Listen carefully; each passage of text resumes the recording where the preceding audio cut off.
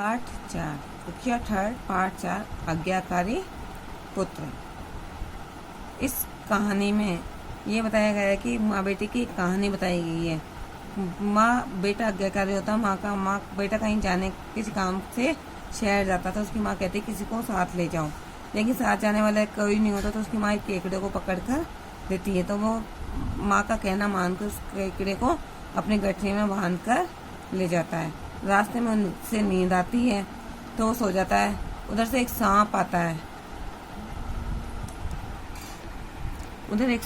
लेकिन वो गठरी के पास गठरी में घुस जाता है।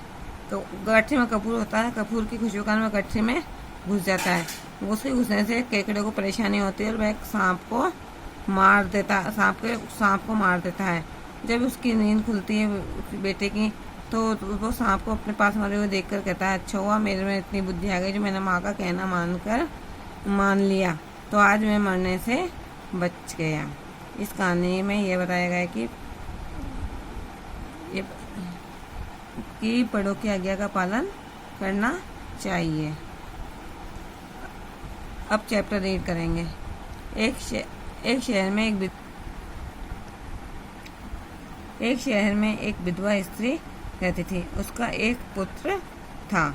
ब्राह्मण होने के कारण वह धार्मिक कर्मकांड और हवन आदि करके अपनी आजीविका चलाता था। कैसे चलाता था वह अपनी आजीवन कैसे चलाता था? धार्मिक कर्मकांड और हवन आदि करके। एक दिन शहर से सेठ रामदास ने उसे अपने घर पूजा करवाने के लिए बुलवाया। किस लिए बुलवाया था सेठ रामदास ने?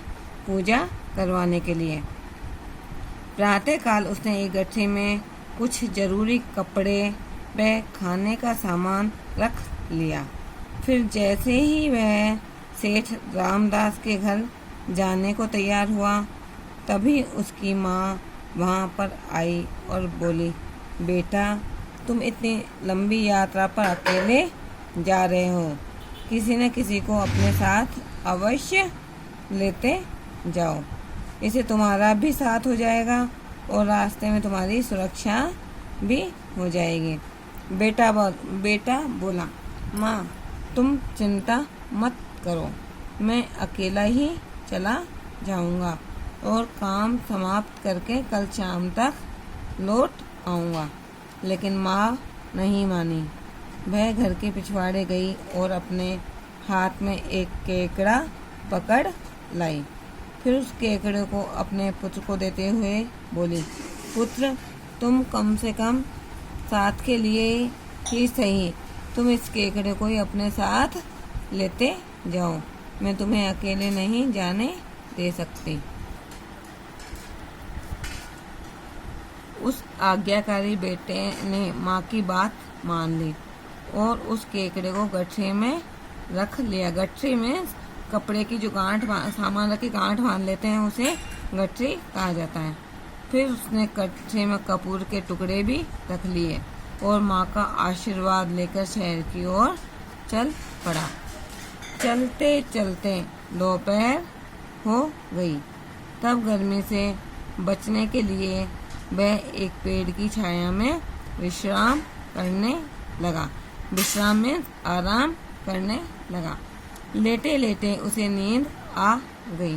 तभी पेड़ की जड़ के पास के एक बिल में से एक सांप निकलकर वहां आ गया और कपूर की खुशबू सूंघकर गठरी की ओर बढ़ने लगा।